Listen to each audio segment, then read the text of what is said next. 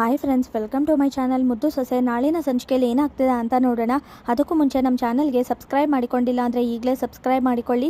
ಪಕ್ಕದಲ್ಲಿ ಕಾಣಿಸಿರೋ ಬೆಲ್ ಐಕಾನ್ನ ಹಾಗೆ ಕ್ಲಿಕ್ ಮಾಡಿಕೊಳ್ಳಿ. ವಿದ್ಯಾ ಭದ್ರಂಗೋಸ್ಕರ ಅಂತ ಕೇಕ್ ತೊಗೊಂಡು ಹೋಗ್ತಾರೆ. ಆಗ ಭದ್ರಾ ಅವರೇ, ನಿಮಗೋಸ್ಕರ ಅಂತ ಕೇಕ್ ತಂದಿದ್ದೀನಿ, ತಗೊಳ್ಳಿ ಅಂತ ಹೇಳಿದ ತಕ್ಷಣ ಯಾರಿಗೆ ಬೇಕೋ, ಏನು ಬೇಕಾಗಿಲ್ಲ ನನಗೆ ಅಂತ ಭದ್ರಾ ಹೇಳಿದಾಗ, ಯಾಕೆ ಹಿಂಗೆ ಆಡ್ತಿದ್ದೀರಾ ನೀವು, ಅಲ್ಲ ಏನಾಗೈತೆ ಅಂತ ಇಷ್ಟೊಂದು ಕೋಪ ಮಾಡ್ಕೊಂಡಿದ್ದೀರಾ ಅಂತ ವಿದ್ಯಾ ಹೇಳಿದಾಗ, ಅದಕ್ಕೆಮ್ಮ ನೀವೇನು ಯೋಚನೆ ಮಾಡಬೇಡಿ, ಕೇಕ್ ಕೊಡಿ, ನಾನು ಅಣ್ಣ ತಮ್ಮಂಗೆ ಕೊಡ್ತೀನಿ ಅಂದಾಗ, ಇಲ್ಲ ಕ್ವಾಟ್ಲೆ ಅಣ್ಣ, ನಾನೇ ಇದನ್ನ ಕೊಡಬೇಕು ಅಂತ ತೊಗೊಂಡು ಬಂದರೆ ಇವ್ರು ನೋಡಿದ್ರೆ ಗಿಫ್ಟ್ನೂ ತೊಗೊಳ್ಳಿಲ್ಲ, ಈಗ ನೋಡಿದ್ರೆ ಈ ಥರ ಮಾಡ್ತಾವ್ರಲ್ಲ, ಅಲ್ಲ ಹುಟ್ಟು ಹಬ್ಬದ ದಿನ ಯಾರಾದರೂ ಯಾಕೆ ಈ ಥರ ಕೋಪ ಮಾಡ್ಕೋತಾರೆ ಅಂತ ಹೇಳಿ ನೋಡಿ, ನಿಮ್ಮದು ತಪ್ಪಿಲ್ಲ ಅಂತ ಹೇಳಿದ್ಮೇಲೂ ಯಾಕೆ ಇಷ್ಟೊಂದು ಬೇಜಾರು ಮಾಡ್ಕೊಂಡಿದ್ದೀರಾ ಅಂತ ವಿದ್ಯಾ ಹೇಳಿದಾಗ, ನನಗೆ ಗೊತ್ತು ವಿದ್ಯಾ, ನಿನಗೆ ಸಾನೇ ಬೇಜಾರಾಗೈತೆ ಅಂತ, ಆದರೂ ಯಾರ ಮುಂದೆನೂ ಅದನ್ನ ತೋರಿಸ್ಕೊಳ್ದೆ ನನ್ನ ಮುಂದೆ ಖುಷಿಯಾಗಿರಬೇಕು ಅಂತ ಹೇಳ್ತಿದ್ಯಾ.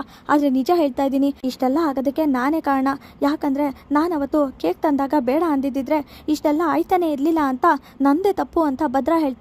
ಆಗ ಅಯ್ಯೋ, ನೀವೇನು ಬೇಜಾರು ಮಾಡ್ಕೋಬೇಡಿ, ನೋಡಿ ಏನೇ ಆದರೂ ಕೂಡ ನೀವು ಏನು ಅಂತ ನನಗೆ ಸಂದಾಗ ಗೊತ್ತೈತೆ, ಯಾರು ಏನೇ ಹೇಳಿದ್ರು ಕೂಡ ನನ್ನ ಭದ್ರಾ ಅವರು ಏನೇ ಮಾಡಿದ್ರು ತಪ್ಪು ಮಾಡಿರಲ್ಲ, ನನಗೆ ನಂಬಿಕೆ ಐತೆ, ತಗೊಳ್ಳಿ ಅಂತ ವಿದ್ಯಾ ಹೇಳಿದ ತಕ್ಷಣ ಎಲ್ಲ ಆಗಿದ್ದು ಇದರಿಂದಾನೆ, ನನಗೆ ಬೇಡ ಅಂತ ಭದ್ರಾ ಕೂಗಾಡ್ತಾರೆ. ಆಗ ವಿದ್ಯಾ ಏನು ಮಾತಾಡದೆ ಅಲ್ಲಿಂದ ಹೊಟ್ಟೋಗ್ತಾರೆ. ಆಗ ಯಾಕಂತಮ್ಮ ಈ ಥರ ಆಡ್ತಿದ್ಯಾ, ನೋಡು ಅದಕ್ಕೆ ಅಮ್ಮ ನಿನ್ನ ಮೇಲೆ ಎಷ್ಟೆಲ್ಲ ನಂಬಿಕೆ ಇಟ್ಕೊಂಡವ್ರೆ ಅಂತ ಕ್ವಾಟ್ಲೆ ಹೇಳಿದಾಗ, ಆದರೆ ಈಗ ಆ ನಂಬಿಕೆನೇ ನಾನು ಕಳ್ಕೊಬಿಟ್ನಲ್ಲ, ನಾನು ಏನು ಮಾಡಲಿ ಅಂತ ಏನಾದರೂ ಸಾಕ್ಷಿ ಇದ್ರೆ ಕೊಡೋಣ ಅಂದರೆ ಅದೂ ಇಲ್ಲ, ಇನ್ನು ನನಗೂ ಏನು ನೆನಪಾಯ್ತಲ್ಲ, ಇನ್ನೇನಂತ ನಾನು ಸಾಕ್ಷಿ ಕೊಡಲಿ, ಮಾತಾಡಲಿ ಅಂತ ಭದ್ರಾ ಬೇಜಾರು ಮಾಡ್ಕೊಂಡು ಹೇಳ್ತಾರೆ. ಹಾಗೆ ಕಣ್ಣೀರು ಹಾಕ್ತಿರ್ತಾರೆ.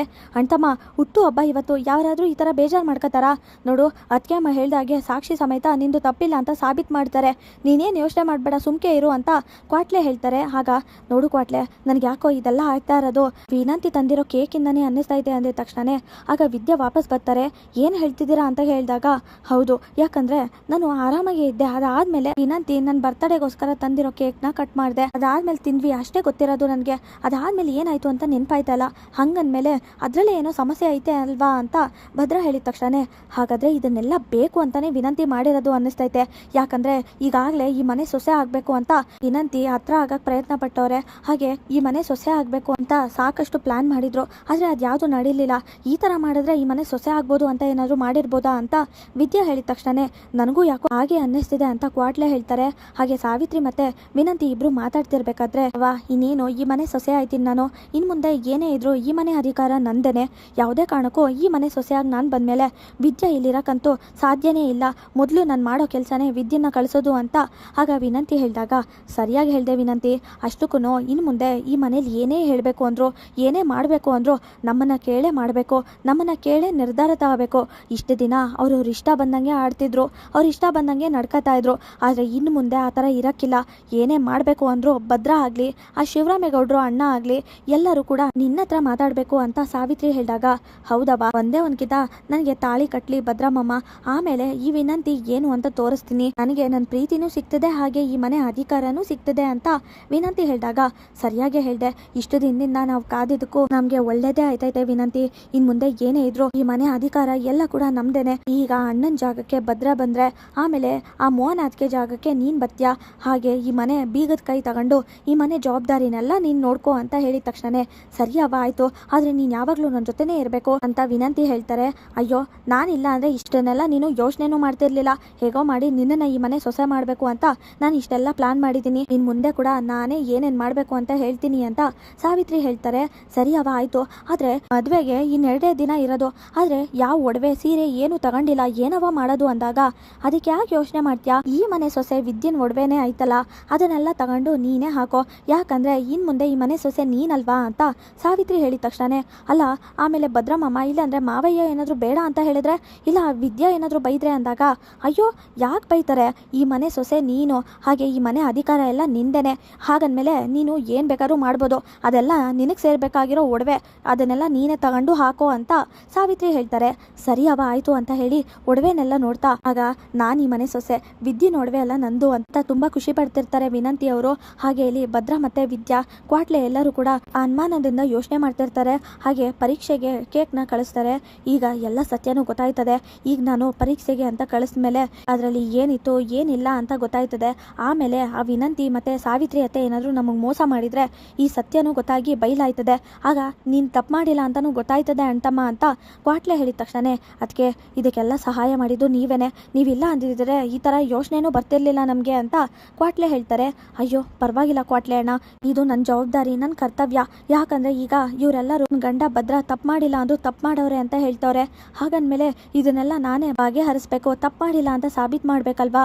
ನೋಡಿ ನೀವೇನು ಯೋಚನೆ ಮಾಡಬೇಡಿ ಅಂತ ವಿದ್ಯಾ ಸಮಾಧಾನ ಮಾಡೋ ಹೋಗ್ತಾರೆ. ಅಷ್ಟರಲ್ಲಿ ಇಲ್ಲಿ ಸಾವಿತ್ರಿ ಮತ್ತು ವಿನಂತಿ ಇಬ್ಬರು ಕೂಡ ಏನು ವಿದ್ಯಾ ವಿಷಯ ಗೊತ್ತಾಯ್ತಾ?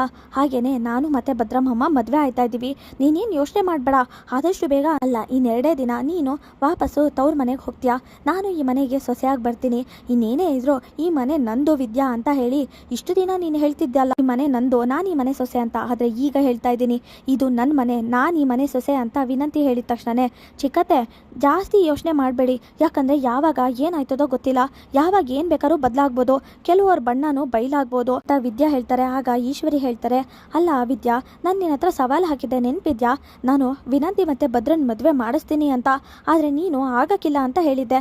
ಆದರೆ ಈಗ ನೋಡು ನಿನ್ನ ಮುಂದೆನೇ ಮದುವೆ ತಯಾರಿ ನಡೀತೈತೆ, ಹಾಗೆ ನೀನು ಅದನ್ನ ನೋಡ್ಕೊಂಡು ಏನು ಮಾಡಿದೆ ಸುಮ್ಮನೆ ಇರಬೇಕಾಗಿರೋ ಪರಿಸ್ಥಿತಿನೂ ಬಂದೈತೆ. ಇಷ್ಟು ದಿನ ನಾನೇ ಗೆಲ್ತಿದ್ದೆ ಎಲ್ಲದರಲ್ಲೂ ಅಂತ ತುಂಬ ಖುಷಿ ಪಡ್ತಿದ್ದೆ, ಆದರೆ ಈಗ ನೀನು ಸೋಲೋದನ್ನು ನಾವು ನೋಡ್ತೀವಿ ಅಂತ. ಆಗ ಈಶ್ವರಿ ಹೇಳಿದ ತಕ್ಷಣ ಇನ್ನೂ 2 ದಿನ ಸಮಯ ಐತೆ, ಆಗ ಏನು ಬೇಕಾದ್ರೂ ಆಗ್ಬೋದು ಅಲ್ವಾ ಚಿಕ್ಕತ್ತೆ, ಭದ್ರ ಅವರು ಯಾವ ತಪ್ಪು ಮಾಡಿಲ್ಲ, ಇದನ್ನೆಲ್ಲ ಬೇಕು ಅಂತಾನೆ ಮಾಡ್ತಿರೋದು ಅಂತ ಗೊತ್ತಾಗ್ಬೋದು, ಇಲ್ಲ ಅಂದರೆ ಈ ವಿನಂತಿ ಮತ್ತು ಸಾವಿತ್ರಿ ಅತ್ತೆ ಇಬ್ರು ಸುಳ್ಳು ಹೇಳೋರೆ ಅಂತಲೂ ಗೊತ್ತಾಗ್ಬೋದು, ಶಿವರಾಮೇಗೌಡರು ಮಾವಯ್ಯ ಆಗ ಮನೆಯಿಂದ ಹೊರಗೂ ಕಳಿಸ್ಬೋದು ಅಲ್ವಾ ಅಂತ ಹೇಳಿದ ತಕ್ಷಣ ವಿದ್ಯಾ ಏನು ಹೇಳ್ತಿದ್ಯಾ ಅಂತ. ಆಗ ಈಶ್ವರಿ ಸಾವಿತ್ರಿ ಹೇಳ್ತಾರೆ, ಸಾಕು ಏನು ಮಾತಾಡಬೇಡಿ, ಜೋರಾಗಿ ಕೂಗಾಡಿದ ತಕ್ಷಣ ಏನು ನಡೆಯೋಕ್ಕಿಲ್ಲ, ಅಷ್ಟಕ್ಕೂ ನೀವು ನನ್ನ ಬಗ್ಗೆ ಏನೇ ಹೇಳಿದ್ರು ನಾನು ಸುಮ್ಕೆ ಇರ್ತಿದ್ದೆ, ಹಾಗೆ ನನಗೆ ಬೈತಿದ್ರು ಸುಮ್ಕೆ ಇರ್ತಿದ್ದೆ, ಆದರೆ ನೀವೀಗ ನನ್ನ ಗಂಡ ಭದ್ರನ ಬಗ್ಗೆ ಹೇಳಿರೋದು, ಹಾಗಂದಮೇಲೆ ನಾನು ಯಾವುದೇ ಕಾರಣಕ್ಕೂ ಸುಮ್ಮನೆ ಇರೋಕ್ಕಿಲ್ಲ, ಹಾಗೆಯೇ ಸತ್ಯನ ತಿಳ್ಕೊತೀನಿ. ಈಗ ಹೇಳ್ತಾ ಇದ್ದೀನಿ ಕೇಳಿ, ಭದ್ರ ಅವರು ಈ ತಪ್ಪು ಮಾಡಿರಕ್ಕೆ ಸಾಧ್ಯನೇ ಇಲ್ಲ, ನೀವೇನು ಅಂತ ಸಂದಾಗ ಗೊತ್ತೈತೆ, ಈಗ ವಿನಂತಿ ಭದ್ರ ಅವ್ರ ಮದುವೆ ಮಾಡಿಸ್ಬೇಕು ಅಂತಾನೆ ಇಷ್ಟೆಲ್ಲ ಮಾಡಿರೋದು ಅಂತಾನು ಸಂದಾಗ ಗೊತ್ತೈತೆ ಅಂತ ವಿದ್ಯಾ ಹೇಳಿ, ಆದರೆ ಆದಷ್ಟು ಬೇಗ ಸತ್ಯ ಬಯಲು ಮಾಡ್ತೀನಿ ಅಂತ ವಿದ್ಯಾ ಹೇಳಿ ಹೋಗ್ತಾರೆ. ಇದೇನಿದು ಈ ಥರ ಹೇಳ್ತಾವಳಲ್ಲ, ಅಂಥದ್ದು ಏನು ಸಾಕ್ಷಿನೂ ಇಲ್ಲ, ನಾವು ಆರಾಮಾಗಿರ್ಬೋದು ಅಂತ ವಿನಂತಿ ಅನ್ಕೋತಾರೆ. ಹಾಗೆ ಇಲ್ಲಿ ಶಿವರಾಮೇಗೌಡರು ಬಂದಿದ ತಕ್ಷಣನೇ ಭದ್ರ ಮಾತಾಡೋಕ್ಕೆ ಅಂತ ಹೋಗ್ತಾರೆ. ಅಪ್ಪಯ್ಯ ನೋಡಿ ಈ ಮದುವೆ ಬಗ್ಗೆ ಇನ್ನೊಂದ್ಸಲಿ ಯೋಚನೆ ಮಾಡಿ ನೋಡಿ, ನನ್ನ ಮೇಲೆ ನಿಮಗೆ ನಂಬಿಕೆ ಇಲ್ಲದೆ ಇರ್ಬೋದು, ಆದರೆ ಸ್ವಲ್ಪ ಸಮಯ ಕೊಡಿ ಅಂತ. ಆಗ ಭದ್ರ ಹೇಳಿದ ತಕ್ಷಣ ಸಮಯ ಕೊಟ್ಟು ಏನು ಮಾಡೋಕ್ಕಾಯ್ತದೆ, ಏನು ಮಾಡೋಕ್ಕಾಗಕ್ಕಿಲ್ಲ, ನಾವೇ ಎಲ್ಲದನ್ನು ನೋಡಿದ್ಮೇಲೋ ಎಲ್ಲ ಗೊತ್ತಿದ್ಮೇಲೆ ನಾನು ಈಗ ಏನು ಮಾತಾಡೋ ಪರಿಸ್ಥಿತಿಲೂ ಇಲ್ಲ ಅಂತ ಕೋಪ ಮಾಡಿಕೊಂಡು ಆಗ ಭದ್ರ ಹತ್ರ ಶಿವರಾಮೇಗೌಡರು ಮಾತಾಡ್ತಿರ್ತಾರೆ. ಅಷ್ಟರಲ್ಲಿ ವಿದ್ಯಾ ಬಂದು, ಮಾವಯ್ಯ ನೋಡಿ ನೀವು ನಿರ್ಧಾರ ತಗೊಂಡಿದ್ದೀರಾ, ನೀವೇನು ನೋಡಿದ್ದೀರೋ ಅದಕ್ಕೆ ಈ ನಿರ್ಧಾರ ತಗೊಂಡಿದ್ದೀರಾ, ಆದರೆ ದಿಟ ಹೇಳಬೇಕು ಅಂದರೆ ನನ್ನ ಭದ್ರ ಅವರು ಯಾವುದೇ ಕಾರಣಕ್ಕೂ ತಪ್ಪು ಮಾಡಿಲ್ಲ ಮಾವಯ್ಯ, ನೀವು ಭದ್ರ ಅವ್ರನ್ನ ಬೆಳೆಸಿದವರು, ಹಾಗಂದ್ಮೇಲೆ ಅವರು ಯಾವುದೇ ಕಾರಣಕ್ಕೂ ಈ ಥರ ಮಾಡಿರಕ್ಕಿಲ್ಲ ಅಂತ ನಿಮಗೆ ನಂಬಿಕೆ ಇಲ್ವಾ ಮಾವಯ್ಯ ಅಂತ ವಿದ್ಯಾ ಹೇಳಿದ ತಕ್ಷಣ ಇದು ನಂಬಿಕೆ ಪ್ರಶ್ನೆ ಅಲ್ಲ, ನಾನು ಸಾಕ್ಷಿ ಸಮೇತ ನೋಡಿದ್ಮೇಲೆ ಏನು ಮಾತಾಡಲಿ ಅಂತ ಶಿವರಾಮೇಗೌಡರು ವಿದ್ಯಾ ಹತ್ರ ಹೇಳ್ತಾರೆ. ವಿದ್ಯಾ ಭದ್ರಾಗೆ ವಿನಂತಿ ಸಾವಿತ್ರಿ ಮೇಲೆ ಅನುಮಾನ ಶುರುವಾಗುತ್ತೆ.